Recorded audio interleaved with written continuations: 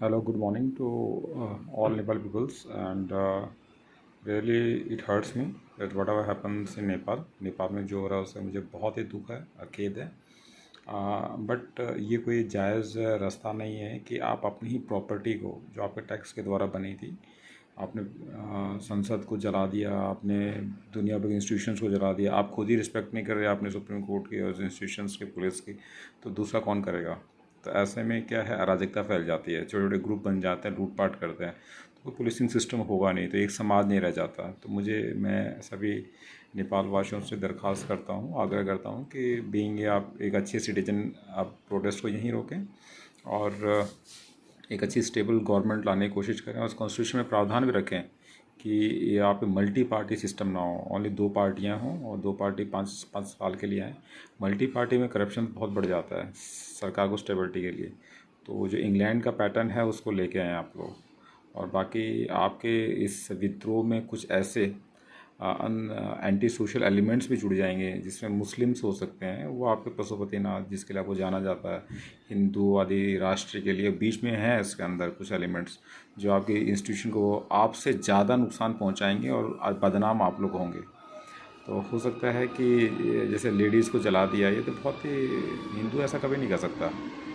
ठीक है, इसमें कुछ न कुछ एंटी सोशल एलिमेंट्स ज़रूर हैं जो देशों के, पाकिस्तान के हो सकते हैं, कहीं और के हो सकते हैं, जो एक सामाजिक प्राणी नहीं है। तो आप हिंदुओं पे ऐसा दब्बा लगेगा कि आप समझ नहीं पाएंगे और अराजकता फैल जाएगी, छोटे छोटे ग्रुप बन जाएंगे, छोटे छोटे डाकू ग्रुप बन जाएंगे, एक दूसरे को लूटेंगे और ये देश बढ़ जाएगा कभी आधा। और मुझे प्रोबेबिलिटी है कि हो सकता है कि चीन भी इन्वेड ना कर दे और कुछ पार्ट आपका 2 4 5 10 किलोमीटर का लेना ले, आपको पता ही नहीं चलेगा, आप लड़ते रहो, वहाँ से आपका एरिया निकलता रहेगा। ठीक है, तो इसके लिए भी थोड़ा देखिए आप लोग।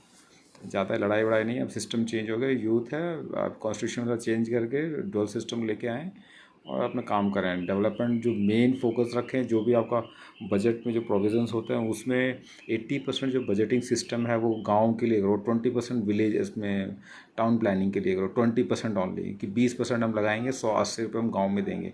और गांव में देंगे तो उसके अंदर गांव के कमेटी होती है, उसकी साइन होने ज़रूरी है कि हाँ इसमें ये काम किया है, इतने रुपए का काम किया है।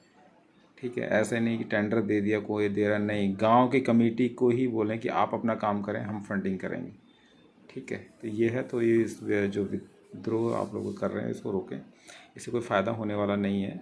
और आपने पार्लियामेंट को भी फूंक दिया, ये तो बहुत ही गलत है, बहुत ही गलत इंप्रेशन किया है। और इससे नेपालियों को ये रहेगा ये बड़े एग्रेसिव कौम है भाई, ये बहुत ख़तरनाक कौम है। तो इससे इतना ज़्यादा नहीं होते कि आपने, ठीक है प्रोटेस्ट करिए करिए, सब कुछ उखाड़ फेंक दिया, सब कुछ कर दिया, इस्तीफ़ा दे दिया, बट आप सुप्रीम कोर्ट को भी जला दिया आपने। आपके साथ अन्याय होगा तो आप न्याय के लिए कहाँ जाओगे, हिंदुस्तान में आओगे? अरे आपने अपने नेपाली न्यायपालिका में जाओगे ना, वो आपने जला दिया। पुलिस की मानते नहीं हो, जनरल साहब कहते हैं मेरे कंट्रोल में नहीं है, सब अपने तनख्वाह खा रहे हैं, सब इररिस्पॉन्सिबल और क्या जी। ठीक है, तो इसमें राजशाही तंत्र को दोबारा आप लोग लेके आए हैं, अगर स्टेबिलिटी चाहते हैं वर्ल्ड के अंदर और एक डेमोक्रेसी लाने के लिए, 2 पार्टियों सिस्टम इसमें किया जाए, डुअल पार्टी ओनली। और आपका देश देखिए बहुत सुंदर देश है, इसमें बहुत ज़्यादा स्कोप है, लोग आके यहाँ पे जड़ी बूटियों का एक्सप्लोर करते हैं, इतना ज़्यादा बेस्ट कंट्री है जो मैं मानता हूँ, और बहुत अच्छे लोग हैं और बहुत बहादुर लोग हैं।